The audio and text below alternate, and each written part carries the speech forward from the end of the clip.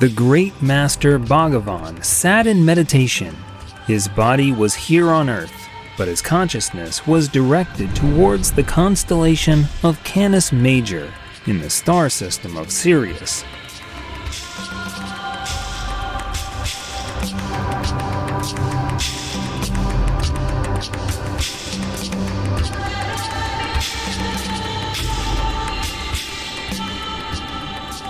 Which was much closer to the center of the galaxy than our troubled Earth, situated on the outskirts of the universe.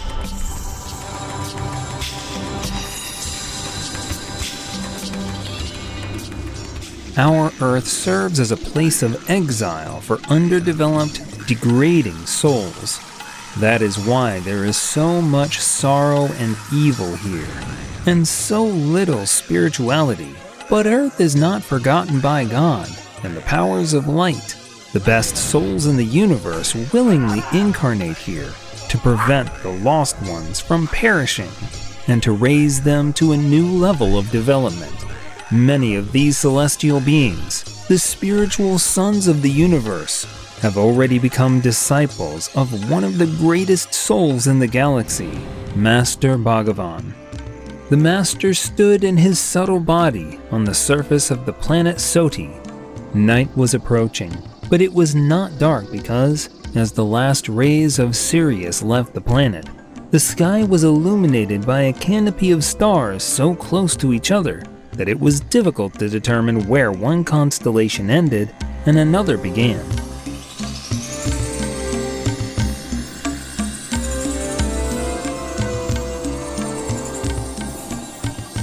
This was because, closer to the center of the galaxy, there are many more stars than on the periphery, and now they illuminated the entire planet with twilight light. The sky appeared silvery from the stars. Soon, a huge milky white sphere appeared on the horizon, filling half the sky. It was not the moon.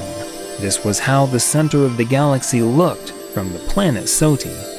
A colossal star, equal to billions of ordinary stars and almost imperceptible from Earth. A rainbow glow formed around it.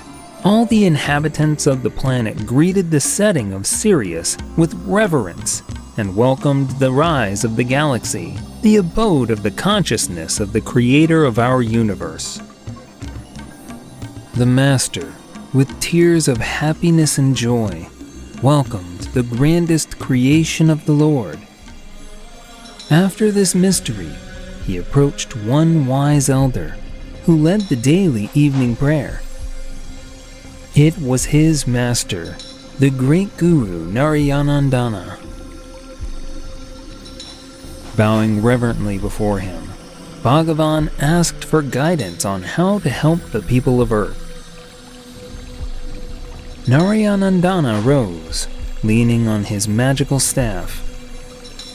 At present, this much-suffering planet is very far from the center of the galaxy, and the Kali Yuga period is prevailing here. However, the Dark Age is coming to an end. Now, the Sun, along with the Earth, as they orbit the center of the galaxy, is slowly approaching it. Soon, the powers of evil will fall, and a golden age will dawn on Earth again, when children of an early age are brought up in spiritual schools led by great masters, and when institutes and research centers explore not physics, chemistry, and nuclear bombs, but occultism, parapsychology, and yoga.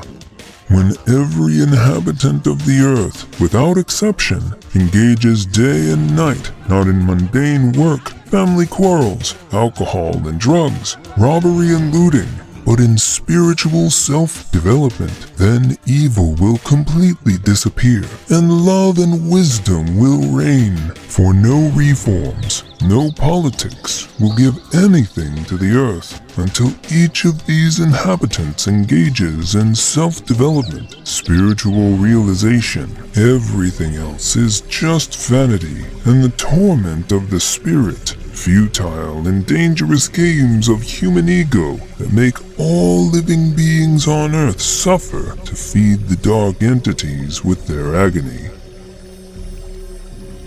Stars emit light, and man must radiate love.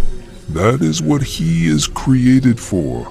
But instead, people of Earth radiate suffering. It is necessary to teach them to transform the lower energy into the higher for their salvation and happiness. The master felt himself in the heavy biological body where people reside.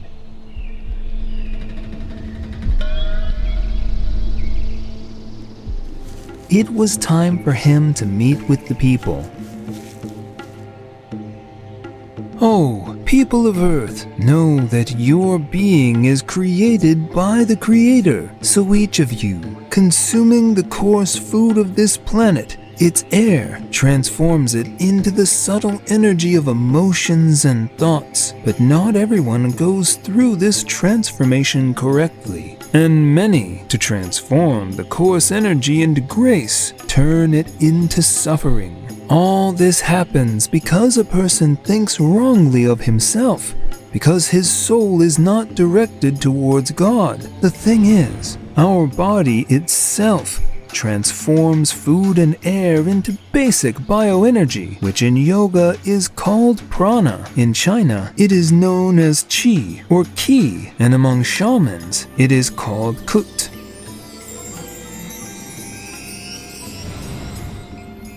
Then, this energy is transformed by the soul of a person into various emotions and thoughts. The catalyst for this transformation is the impression that a person receives. Each person chooses impressions in accordance with the tuning of his perception. One directs his perception to God and receives high spiritual impressions, which during prayer transform his energy into grace. Another seeks impressions in the world of lies and violence, and these impressions transform his prana into suffering. It happens like this. A person is first enchanted by the world and himself. He thinks the world is something good, where he is unique and can get what he wants. Often, this want is not even what the person wants, but the values imposed on him. One sees a neighbor with a Jeep, and it seems like he needs one too. One sees a friend's husband, and immediately, one needs to get married.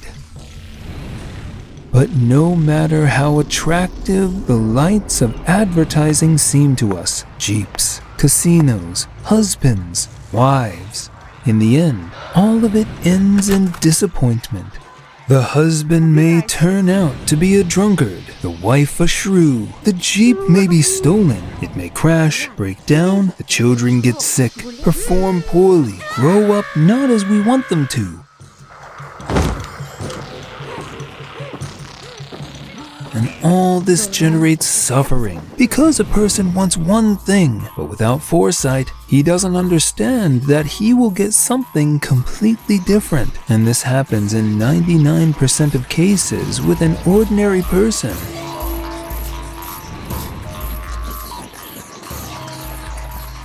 His imagination does not coincide with reality, and the initial joy of foolish enchantment turns into suffering. However, a spiritual person expects nothing good from the world. He knows that the world is deceptive, fickle, impermanent, and that happiness can only be found in God. Regarding himself, he is not deluded, does not think, I am so special, I will be so lucky. He knows that our world is a juicer from which nothing good can be expected, that one should not hope for it, make bets on it, or search for something in it. Life is survival in circumstances that seek to destroy us, first of all spiritually, and then physically, and one should live without burdening oneself with worldly goals, cares, fuss, thinking only only about God, self-development, and saving people from the hellish inferno.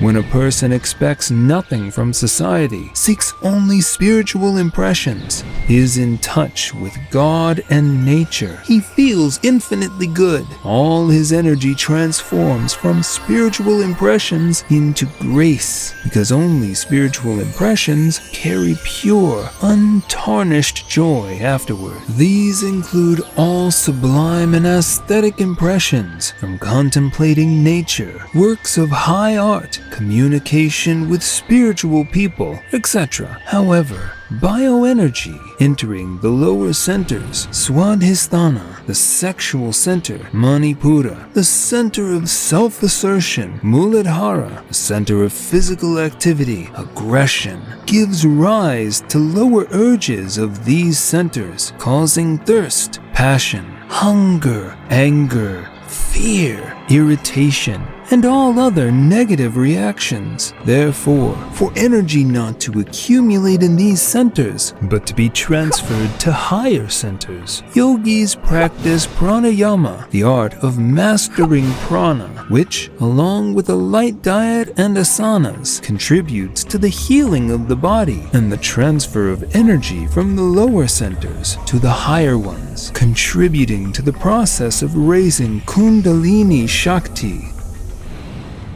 The first stage of pranayama is the ability to feel the energy coming to us from food, air, and impressions. The ability to feel the energy manifesting in us, in sexual attraction, in our tonus,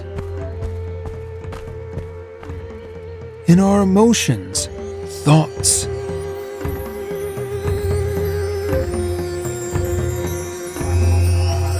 This happens through a new extrasensory tuning of our perception of the world and ourselves as an energy field, an energy flow.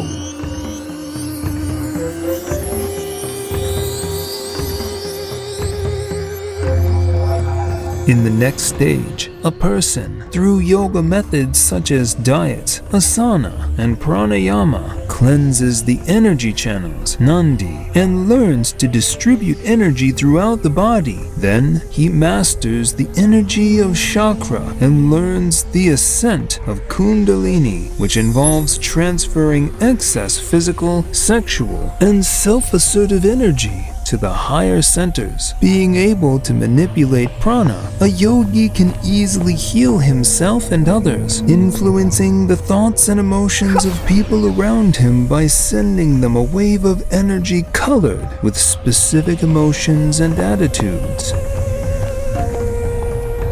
Meaning he masters boundless parapsychological abilities, which involves the ability to control the energy of space and all the elements. The ability to condense energy, thought forms allow the yogi to materialize objects, and I will teach the chosen ones these powerful yogic techniques. But all these miracles are only a byproduct of pranayama. The main thing in it is the ability to transform lower energy into grace, love, into a love that alone can save our earth from catastrophe, from the complete self-destruction of our civilization, mired in useless and dangerous worldly fuss, putting the earth on the brink of nuclear war, new incurable diseases related to ecological disruption and overpopulation of our planet.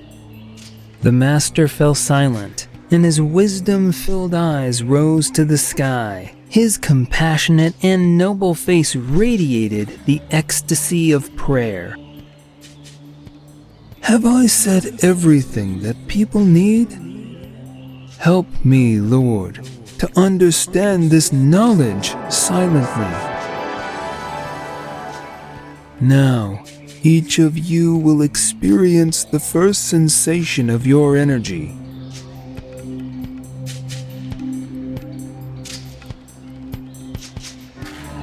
Rub your palms together until they become warm, and then slightly separate them and try to feel the energy field between your palms. Inhale, and on the exhale, direct the energy into your palms. Feel the flow of energy through your hands and the increasing sensation of the density of the energy field between your palms.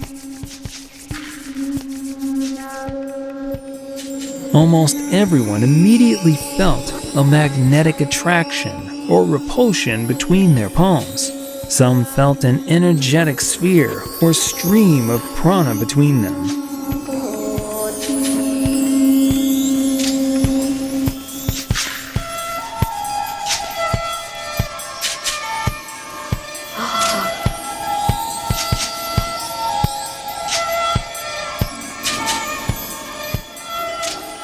The master again remembered his training in the Trans-Himalayas, where he prepared for his mission on this earth. The great hierarch El Morya sat in a lotus position in a cave. His eyes were turned into infinity. Bhagavan turned to him and asked, I learned an ancient saying that goes, when a person realizes what moves the stars, the Sphinx will laugh, and life on earth will cease. Know, my disciple, that the stars are moved by 3 powers. One is the power of the gravity of cosmic ego, which compresses the stars into a single point. The other power is the thermonuclear reaction of cosmic love, which expands the star, makes it shine, radiate light. The third power is the power that makes the star rotate around the center of the galaxy. This is the divine will.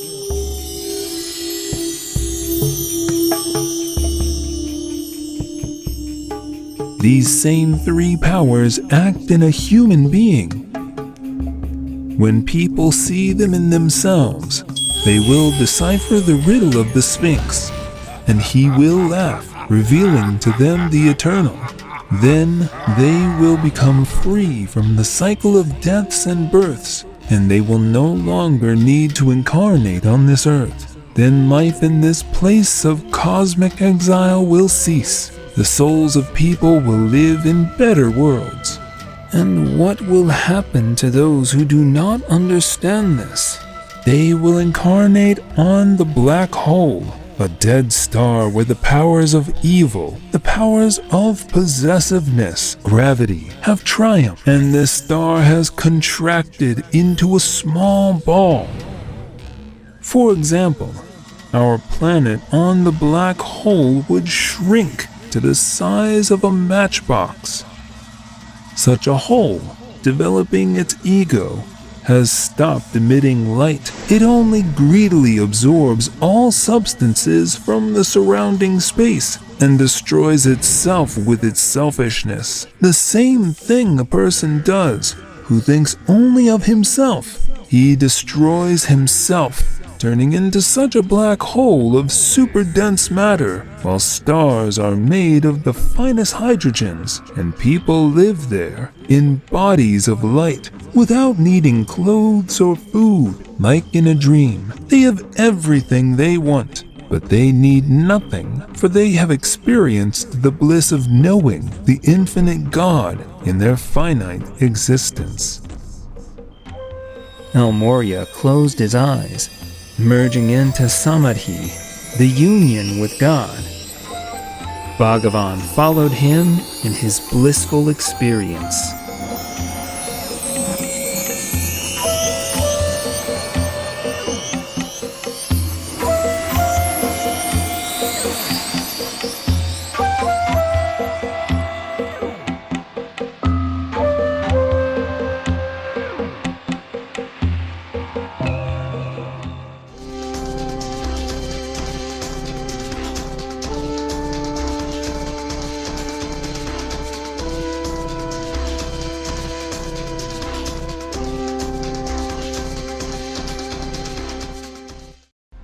extreme times when the fate of the entire planet is at stake, it is crucial for the knowledge of angels and benevolent spirits to spread as quickly as possible, globally, and reach thousands of people.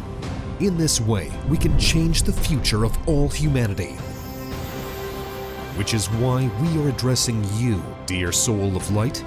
Spread the knowledge about our wise books and films. Share links to videos or cartoons. All of this is available and free. Invite women to individual practices, webinars, and seminars. And the Great Spirit of Light will help you and your family. It will direct an enormous amount of energy to fulfill all your desires. Benevolent spirits and angels will assist you and your loved ones in all matters. A thread of light and love extends from your heart to the hearts of thirsty women, and the creation of good and the dissemination of enlightened knowledge throughout the world begins. Become part of the mission of light. Help people, and God will help you.